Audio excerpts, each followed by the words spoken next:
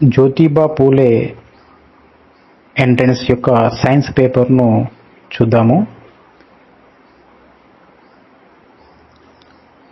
We should cross the road at option A traffic police, B signal crossing, C zebra crossing, D speed breaker. ఇక్కడ మనము dash వద్ద road దాటాలని ఇవ్వడం జరిగింది. A traffic police, signal crossing, zebra crossing, speed breaker. Okay, జనరల్గా మనకు తెలిసింది zebra crossing ద్వారా మనం ఎప్పుడైనా కూడా రోడ్డు దాటాలి. ఇట్లా మనకు రోడ్డు ఉందనుకోండి, దానికి ఇట్లా మనకు జీబ్రా క్రాసింగ్ ఇట్లా వేయడం జరుగుతుంది. దాని నుండి మనము కాలిబాట నడిచేవాళ్ళు దాని ద్వారా దాటితే సేఫ్గా వెళ్ళొచ్చు. Okay, next which cells fight against the disease causing germs. ఇక్కడ ఈ కణాలు రోగకారక సూక్ష్మజీవులతో పోరాడుతాయని ఇచ్చారు. ఒకటి RBC, WBC, platelets, serum. Okay, RBC ఎర్ర రక్త కణాలు, ఇది డబ్ల్యూబీసీ తెల్ల రక్త కణాలు, ప్లేట్లెట్స్ రక్త పలగికలు, సీరం ఇవన్నీ బ్లడ్లోనే ఉంటాయి. మెయిన్గా మనకు సూక్ష్మజీవులు వచ్చినప్పుడు పోరాడేది గుణము ఉండేది, రక్షక భటుల్లాగా పనిచేసేది WBC. That is the answer. Next the part that carries food in to the stomach. ఇక్కడ మన స్టమక్లోనికి ఆహారాన్ని తీసుకుపోయే పార్ట్ ఏదని ఇక్కడ అడగడం జరుగుతుంది. దానికి వచ్చేసి ఆన్సర్ చూద్దాము ఒకసారి. Wind pipe, oesophagus, large intestine, small intestine. ఇక్కడ తీసుకుంటే గాలి పైపు అన్నది, గాలి పైపు అనేది ఇది ఊపిరితిత్తులకు సంబంధించింది. అన్నవాహిక ఇది జీర్ణాశయానికి సంబంధించింది. పెద్ద పేగు ఇది కూడా జీర్ణాశయం, ఇది కూడా చిన్న పేగు కూడా జీర్ణాశయం. కానీ మొట్టమొదటిగా నోటి నుండి ఇట్లా నోరు ఉంటుంది కదా, నోరు నుండి పైపు ఇలా వెళ్తుంది. ఈ పైపునే ఏమంటారు ఇక్కడ అన్నవాహిక అంటారు. దీని నుండి మనకు స్టమక్లోనికి వెళ్తుంది. దట్ ఈస్ ఆన్సర్, అన్నవాహిక. The animal that is active during night is called. రాత్రి సమయంలో చురుకుగా ఉండే జంతువును డాష్ అంటారు. ఇక్కడ వైల్డ్ యానిమల్ అన్నారు, హెర్బినోర్ యానిమల్, పెట్ యానిమల్, నాక్టర్నల్ యానిమల్. ఇక్కడ అడవి జంతువు, శాకాహార జంతువు, పెంపుడు జంతువు, నిశాచర జంతువులు. అంటే రాత్రి సమయంలో మాత్రమే సంచరించే జీవులు ఏవంటే జనరల్గా నిశాచర జంతువులు అంటారు. నిశాచర అంటే నైట్, నిశాచర, నిషా అంటే చీకటి సమయంలో పూట సంచరించే జీవులన్నిటిని కూడా నిశాచర జంతువులు అంటారు. ఆన్సర్ వచ్చేసి నిశాచర జంతువులు. Next, the distance between the television and our eyes must not be less than. ఇక్కడ 2.5 మీటర్స్ ఇచ్చారు, 1.5 మీటర్స్ ఇచ్చారు, 1 మీటర్ ఇచ్చారు, 2 మీటర్ ఇచ్చారు. ఓకే, టెలివిజన్ మరియు మన కళ్ళ మధ్య దూరము డాష్ కంటే తక్కువగా ఉండకూడదు. ఓకే, మనం పిల్లలందరూ టెలివిజన్ చూస్తూ ఉంటారు కదా, దాన్ని ఎంత డిస్టెన్స్లో కూడా టీవీ చూస్తే సేఫ్గా ఉంటామని చెప్పుకుంటే జనరల్గా మనకు 40 ఇంచెస్ అనేది డిస్టెన్స్ ఉండాలి. 40 inches means 1 meter. That is the answer, 1 meter. Next, the organs which are visible from outside the body are called. Okay, శరీరం వెలుపల కనిపించే అవయవాలను డాష్ అంటారు. బయట కనిపించే అవయవాలను ఏమంటారని ఇక్కడ ఇచ్చారు. Internal organs, internal organs, sense organs, external organs, motor organs. ఇక్కడ అంతర్గత అవయవాలు, ఇంద్రియ అవయవాలు, బాహ్య అవయవాలు, చలన అవయవాలు ఇచ్చారు. ఓకే, ఇక్కడ బాహ్య అవయవాలు అంటే బయట కనబడతాయి కాబట్టి బాహ్య అవయవాలు. ఇక్కడ ఇంగ్లీష్లో కూడా ఎక్స్టర్నల్ ఆర్గాన్స్, బయట కనిపించేటన్ని కూడా external organs. Next,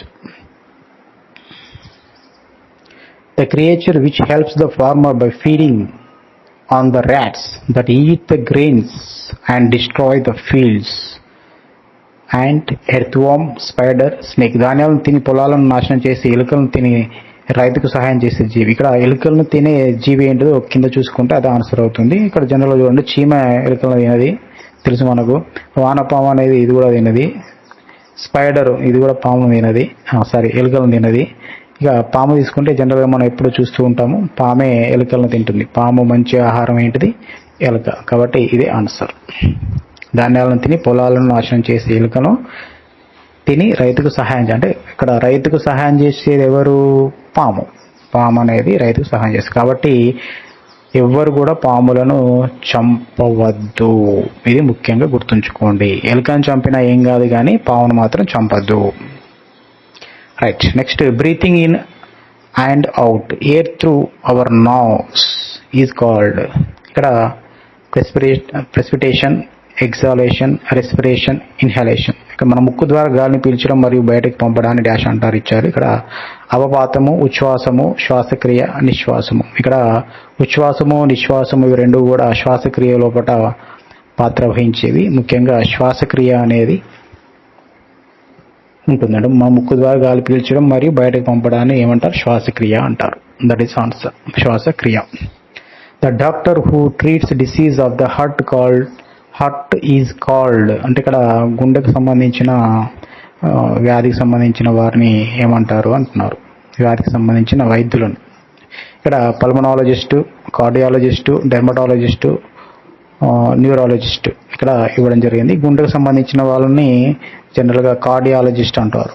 okay, pulmonologist అంటేనేమో ముఖ్యంగా ఇది ఊపిరితిత్తులకు సంబంధించిన వాళ్ళు, డెర్మటాలజిస్ట్ అంటేనేమో స్కిన్కి సంబంధించిన వాళ్ళు, న్యూరాలజిస్ట్ అంటేనేమో నరాలకు సంబంధించిన వాళ్ళు. కాబట్టి ఇక్కడ కార్డియాలజిస్ట్ అనే వాళ్ళే గుండెకు సంబంధించిన వైద్యులుగా చెప్పుకోవచ్చును. That is answer. Next one తీసుకుంటే how many bones does a human body consist of? మానవ శరీరం ఎన్ని ఎముకలను కలిగి ఉంటుంది? ఆప్షన్ ఏ 206 ఇచ్చారు, 201 ఇచ్చారు, 301 ఇచ్చారు, 306 ఇచ్చారు. ఓకే, ఇందులో తీసుకుంటే మనకు 206 అనేది మానవ లోపల ఎముకల సంఖ్య. That is answer.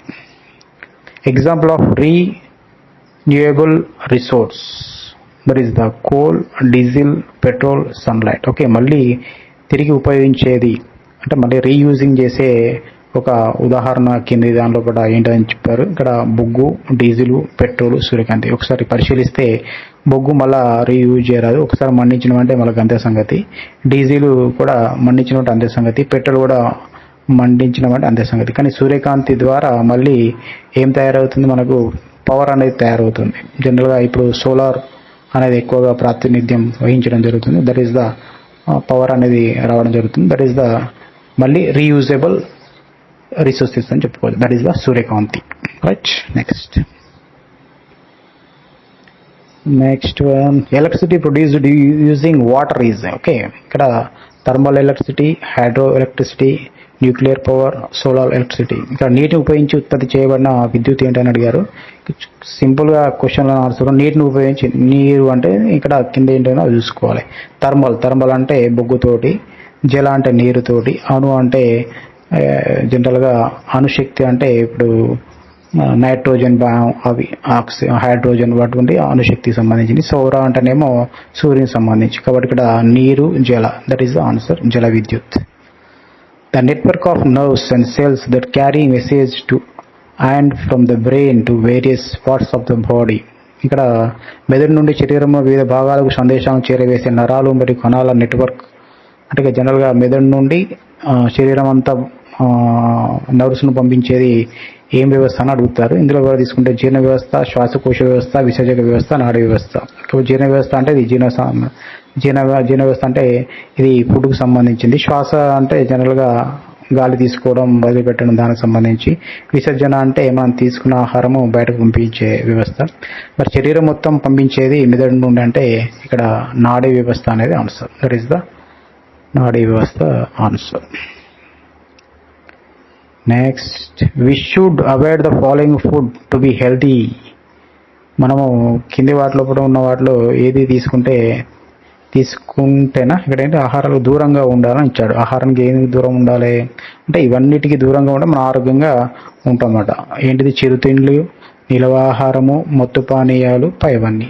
ఇక్కడ జనరల్గా చిరుతిండి తినొద్దు, నిలవాహారం తినొద్దు, మత్తు పానీయాలు తాగొద్దు. కాబట్టి ఆన్సర్ ఏమవుతుంది? పైవన్నీ ఆన్సర్.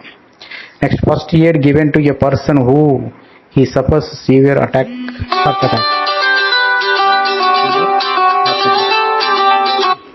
సివియర్ హార్ట్ అటాక్ ఇచ్చారు. ఇందులో తీసుకుంటే మనకు సిపిఆర్ ఇచ్చారు. చేతితో లోహపు వస్తువుని ఇచ్చుట, నీరు ఇవ్వండి, వైద్యుడిని పిలవండి. ఈ మూడింటిలోపట ఆన్సర్ వచ్చేసి సిపిఆర్ అనేది ఆన్సర్. ఓకే, ఇక్కడ చేతితో లోహ వస్తువుని ఇచ్చడం అనేది ఇది పిడిచి అనేది ఉంటుంది కదా, వాళ్ళకు ఇవ్వడం జరుగుతుంది. ఈ వైద్యుని పిలిచే వరకు గుండె జబ్బు వచ్చిన వాళ్ళు ఉండరు, నీరు ఇచ్చినా కూడా బతకరు. కాబట్టి మెయిన్గా సిపిఆర్ అనేది చేస్తే 100% బతకడానికి అవకాశం ఉంటుంది. రైట్, రైట్, ఇది సైన్స్కి సంబంధించిన జ్యోతిబా పూలకు సంబంధించిన క్వశ్చన్ అండ్ ఆన్సర్ గురించి. Okay, thank you.